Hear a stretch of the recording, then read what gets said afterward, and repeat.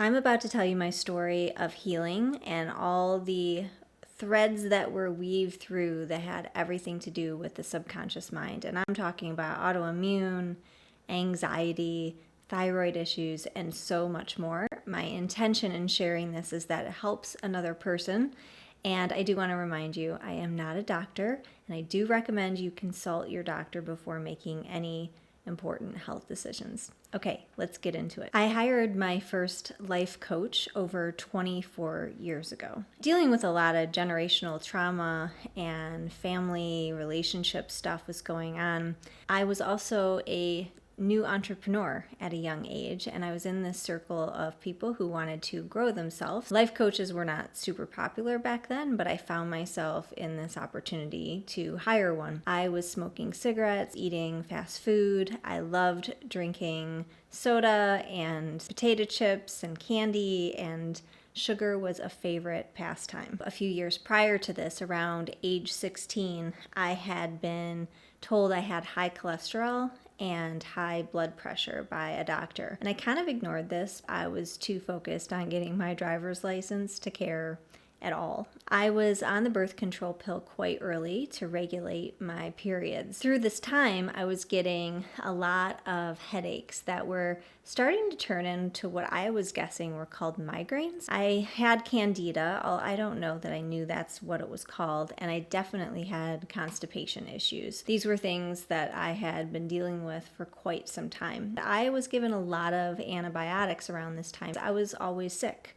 I had colds on the regular. I was that person who was just always getting something. I was living with allergies, so I was popping the allergy pills all day, every day, like they were Tic Tacs. A lot of the symptoms that I was experiencing at this age, around age 19, this was around in the year 2000. At least in my circle of influence, there were no doctors that understood what autoimmune was. If they did, they were not sharing it fully with me, but they were talking with me often about all the symptoms that we know today to be quote unquote autoimmune. Now I'm going to go on a side tangent here because I believe that autoimmune is a conglomerate of the body's reaction to the environment that we live in. And so we have injected ourselves since babies with way too many things over and over and over again, many that we don't fully know the long-term effects of.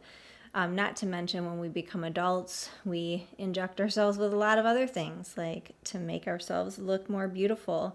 Then on top of that, there is our water supply, which has numerous chemicals and compounds and things that we really do not need to be consuming.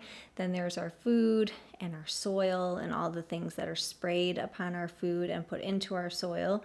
And then there's our air, and then there's our environments of our home, which there's a lot of mold, for example, in a lot of the places. So, I mean, I could go on, but what I really believe happens is that we become a product of the environment in which we live in. There's more people in the United States who have symptoms or diagnoses of autoimmune, diabetes, obesity, and many other chronic diseases than ever before. When I was a little girl, I had a surgery, plastic surgery, when I was about 5 years old. I had my ears pinned back. I was born and they kind of like stuck out and one was bent over, and my parents thought that it was the best decision at the time for me to have this surgery, and it happened, so I know that it was supposed to.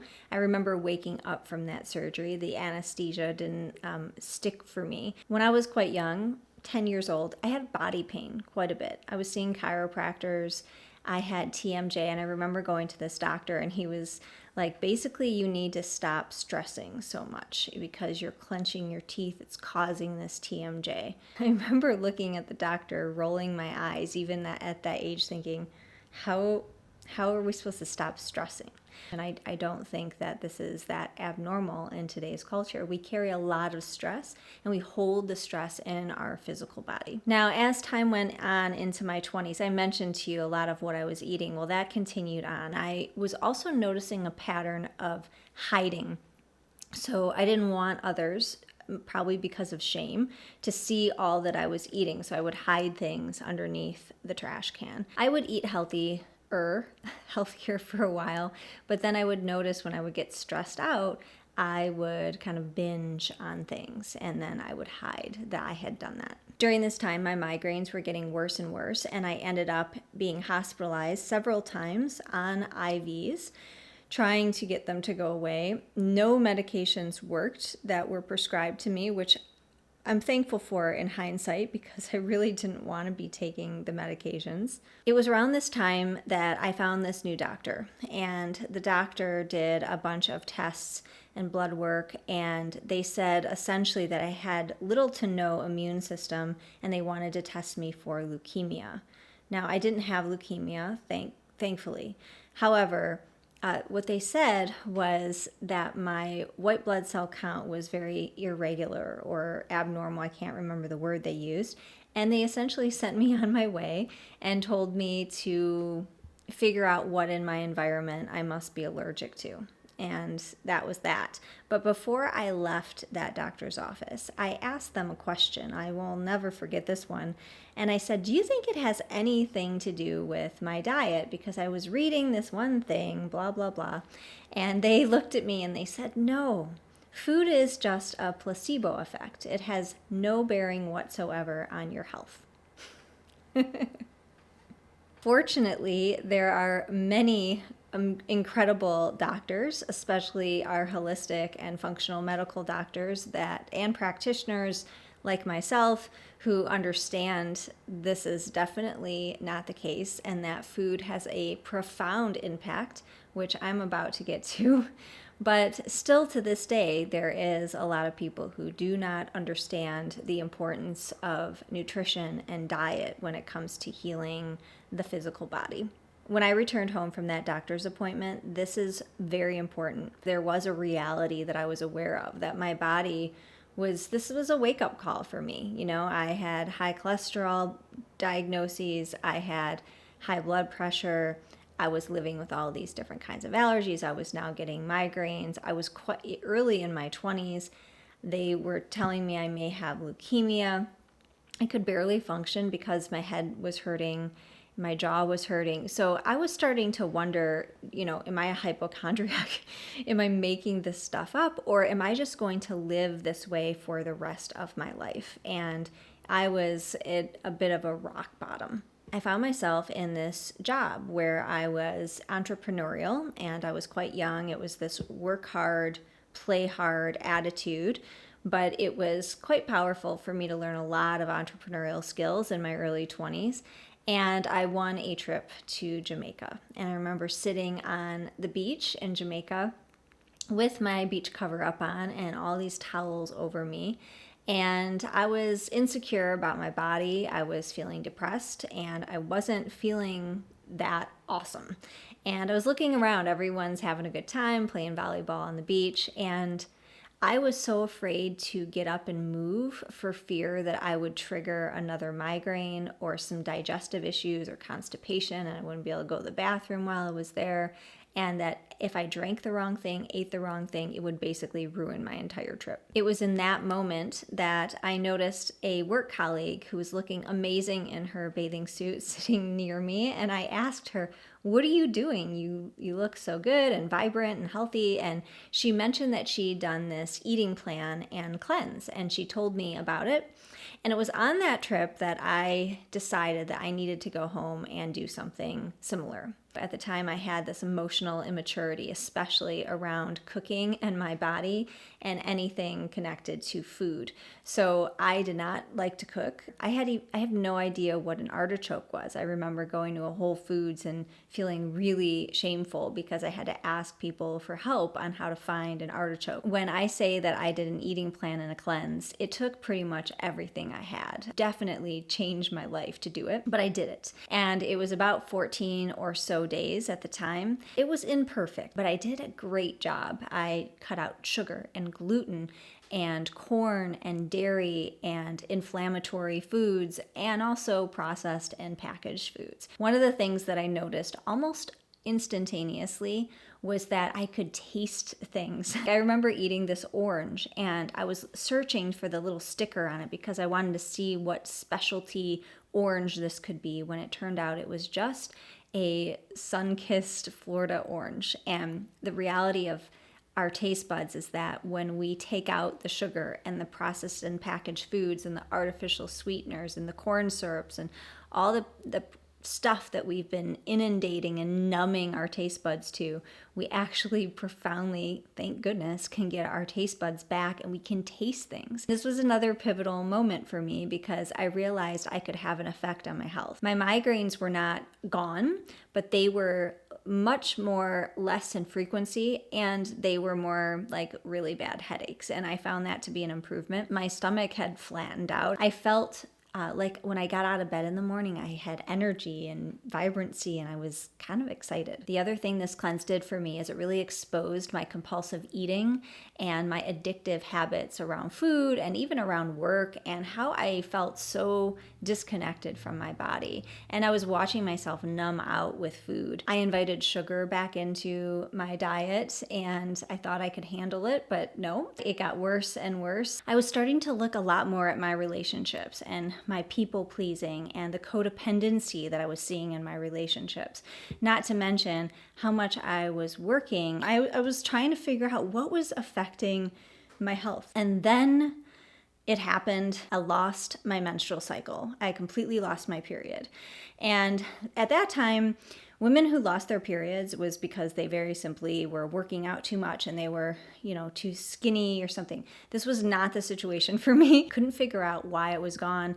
And this was very tormenting to me. My migraines were getting worse and worse. And at this point, I was needing to look for more answers. I found a new doctor to see once again. Ultimately, this doctor sat with me, looked at my blood work. It was about a 5-minute meeting, gave me a prescription for a pill and said, "This will bring your period back." And I said, "Wait a minute. I came here because I want to find out why my period is gone. Like, what happened?" And he just said, "This will bring it back." And he would not even engage in the conversation. And I could tell he had no idea. This was another rock bottom for me and a pivot point where I just refused to accept the situation. And this is a theme that I'm going to get more into as I go along, because when I say refusal to accept here, it wasn't that I was in denial. Of course, I could see the reality that I am a woman and I am no longer menstruating and I have no idea why. So I got that. But there was a refusal to accept the path that I was being presented with as being my only option. But I actually researched the side effects and what would happen and how this pill went about bringing back your period. I did not want to take this pill, and it was not healthy for women to take this pill. There were so many horror stories.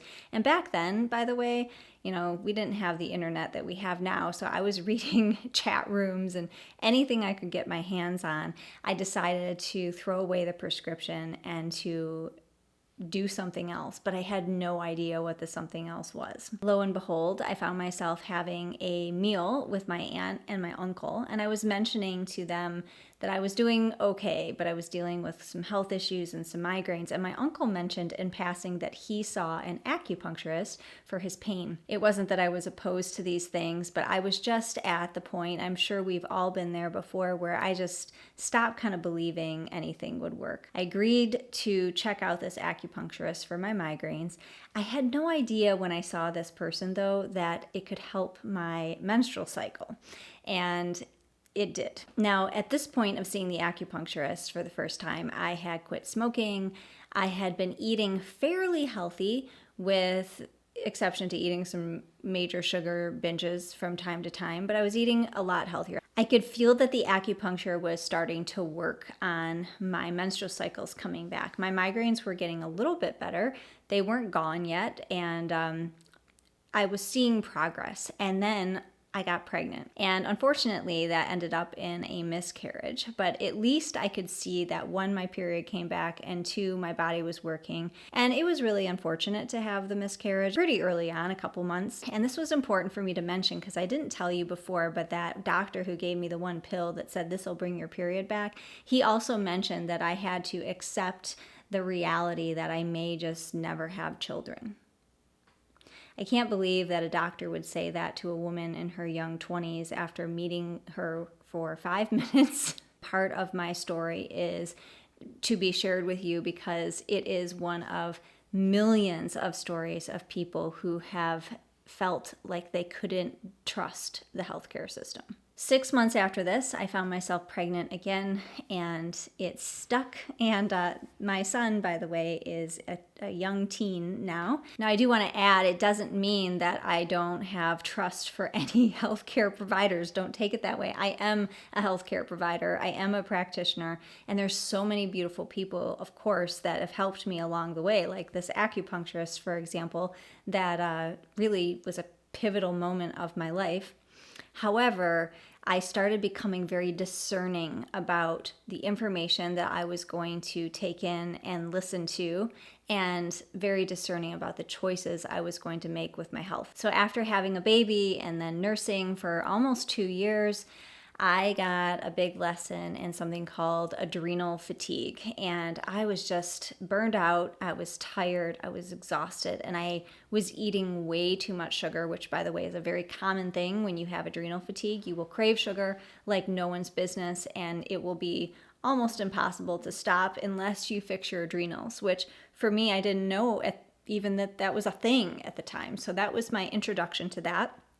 Candida stuff started to come up again. I started to learn about parasites, and the migraines started once again. Now, this was an important pivotal point for me also, because I was running a new business while I was pregnant, which in hindsight, that was a lot to take on. And I was doing a lot of self-study, a lot of understanding, because the business that I started at the time was a nutrition business. I went back to school and I studied nutrition, holistic nutrition. And I also was realizing through working with various life coaches and psychotherapists that I was not happy in my marriage. And this was a big internal struggle for me. The values were just not the same. So I spent the next 3 years giving that everything that I had. When you have a small child, that's not necessarily an easy situation. Divorce is never an easy situation. It revealed a lot for me, specifically my attachment wounds. Now, I share this with you because we live in a world where stress is literally an epidemic. And so, frankly, is perfectionism, and chronic disease is also an epidemic. And we don't often compute that the mind and the thinking have a direct impact on our physical body. And so it was around this time that I started to realize that every single thing that I was starting to see through my mind and experience with a lot of the mental health and emotional health issues I was dealing with, which the big one was post-traumatic stress, was really impacting how my body was functioning. And I found that immunity is really linked to a lack of love for our body, and specifically a disconnection from our physical body, where we feel separate from our body. Shortly after my divorce, I found this rental home for my son and I, and it was about 6 months in that I learned it had black mold, 10 times the toxicity level. Yeah, not a good time. One of the things that I started to do was learn about biotoxins and gut healing, and this long journey began for myself and even my son to heal our bodies from the mold exposure. This ultimately led to a chapter in my life of me seeing my relationship with alcohol. Now, I haven't drank alcohol at the time of recording this for almost 6 years. It was more the sugar and the impact on my body's ability to detox. And I'm going to get more into that in a moment. These were being revealed along with work as these ways that I was trying to avoid just being in life. I was running and running. What's the next thing? What's the next thing? What's the next thing? And this revealed a new chapter for me around my nervous system. Now, at this time, I also decided to go vegan. I felt like that was the best choice for me at the time, and I dedicated well over a year to this endeavor. Prior to that, I had eaten very healthy versions of grass-fed, pasture-raised animal products, and I would, buy the half a cow from the farm. I had dabbled in eating vegetarian, even though I ate mostly vegetarian with meat. And going to nutrition school, you try everything, at least I did in my school. I was keto and paleo, So When I say I was vegan, I was eating as exceptional vegan. After about a year or so on that journey, I was in one of the worst states of health that I had been in a really long time. I started gaining quite a bit of weight, but it was mostly the pain that I was experiencing. The areas where I gained weight, which was really my stomach and my hips, when I would jump up and down or run or even walk swiftly, it felt like somebody had inserted these heavy weights under my skin, and the skin moving literally felt excruciatingly painful. I also started getting hot flashes at this time. My eyebrows started thinning, my hair started falling out, and my migraines were worse, and it was kind of a mess. At this time, I started visiting with a holistic doctor that I had found, and he looked at me straight in the eye and he said, "Renee, it's you or the cow." And I didn't want to hear this because I was very identified with this new vegan idea. But at the same time, I knew he was right. My instinct told me that my body was not doing well with this particular eating plan. And I'm not suggesting this is the way for everybody. Some people do really well eating keto and paleo. Some people do really well eating vegan.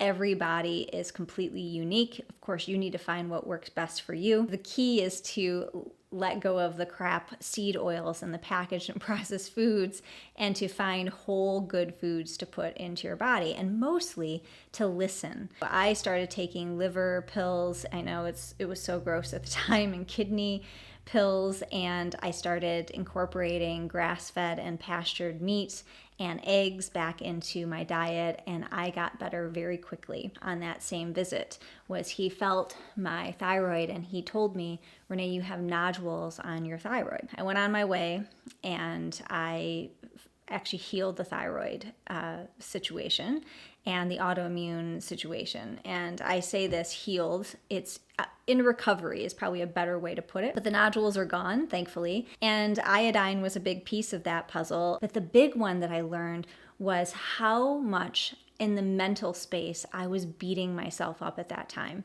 There was a lot of self-criticism, a lot of judgment. Usually when we notice that we judge others a lot, that's usually because we're very much judging ourselves. And the thyroid is very connected simultaneously with self-judgment and self-criticism, and kind of bullying ourselves, while also being connected, of course, with these physical things that I've been talking about. I mean, everything that I went through that I've explained to you thus far in this story probably added up to the thyroid. One of those being the mold, the adrenals, and all the prescriptions I was on over the years, and the stress, and my gut health had really deteriorated. And so when we don't have a strong gut and our adrenals are not doing well, it usually leads to thyroid issues. I wasn't going to identify with this. I wasn't going to walk around and say, I have this ailment. What happens a lot in the health industry that we live in, and just in this world in general, is we love to put people into identities and boxes. I have ADHD, I have PTSD, I have Hashimoto's, I have autoimmune, and then we start listing out, and the list is getting longer and longer and longer and longer. And I've been there, I'm not judging. I just want to look at that today with a little curiosity together, because what I have found with our subconscious mind is that our thoughts create our reality, and what we talk about we get, and what we visualize we get. I wanted to say I've recovered my thyroid. I've recovered from autoimmune. I looked up pictures online to see what healthy thyroids look like. I spent time meditating every day and 30 minutes visualizing light being shined on my thyroid. I visualized going in there with like a vacuum cleaner. I know that sounds weird, like one of those little shop vacs, and like sucking up any debris or things that did not serve inside my body. I did all kinds of visualizing, meditating, and affirming of myself. And the affirming was a lot of affirmations to combat the inner bullying and self-critic and self-judgment that I had been experiencing. So this next chapter in my life was very much focused on gut healing. Of course, my thyroid had come along, and I was now focused on how I could support my liver and my gallbladder. While I was also introduced to somatic healing at this time and understanding a lot more about nervous system regulation. I believe most physical body issues are psychosomatic. And so my approach has always been around the physical and, of course, nutritional, the mental, the emotional, and the spiritual. This is holistic. It's all connected. Everything works together simultaneously. And at the very beginning of my health journey, I just trusted everybody outside of me because I believed that they knew better than I did. And there are situations in our health world where there's an accident or somebody gets hurt, and we have to rely on the healthcare system because they do know better than we do in those situations. But I truly believe that when it comes to our body, no one knows better than you. And what happens though is we get so spun out in our mind, there's just so many options. So changing our subconscious is also around this idea of holding multiple perspectives at one time. So this idea of, okay, yes, there are things that are the reality. They're happening. I've been told that this is the reality. I had nodules on my thyroid at the time, or that there was a migraine headache occurring, but then also simultaneously holding that I'm whole, perfect, and complete. Everything's happening for me at divine, perfect timing, that my body is healing itself, that this is coming up for me right now. This experience is perfect for me, so I can learn something about myself, about my body, about me as a human, so I can move forward and through this. And often for me, it has been, as I grow through this, I get to teach it and share it with other people.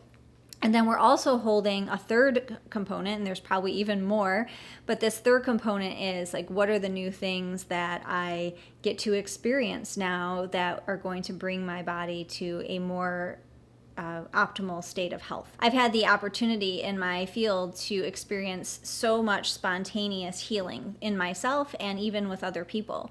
I've got to watch and work with cancer recovery patients, people who have been diagnosed with Lyme who no longer have Lyme, people who had lupus who no longer have lupus, who have recovered and healed autoimmune, and so many other things, body pain being one big one as well, where their lives have completely changed. We can be empowered by this experience, and we can come out on the other side a stronger, more vibrant, and healthier person. So when we focus on the physical body, the nutritional, and we also focus on our nervous system healing, there's this gut-brain connection that I talk about in a free webinar, so make sure you check that out. It's below this video. Now, of course, we need to change our eating, and I have a Heal Your Gut 18-day eating plan and cleanse that I created many years ago. I've been building upon this cleanse for lots of years and making it more efficient and more better for my clients. Hundreds and hundreds of people have gone through it. It's an amazing course. So if you need a place to start that's going to help you reduce your inflammatory response in your body, help you reduce inflammatory foods, help you add in foods that are going to be anti-inflammatory, and also understand a lot more about your detoxification pathways, supporting and healing your gut and your microbiome, then this would be a really good place for you to begin. Thank you so much for listening and watching today. If you like this video, please hit the thumbs up and leave a comment below. I'd love to hear from you. Oh, and if you want to be the first to hear when we put out new videos, I publish every single week, hit that notification bell and subscribe to the channel so you can be the first to hear when a video comes out. I look forward to seeing you in the next video.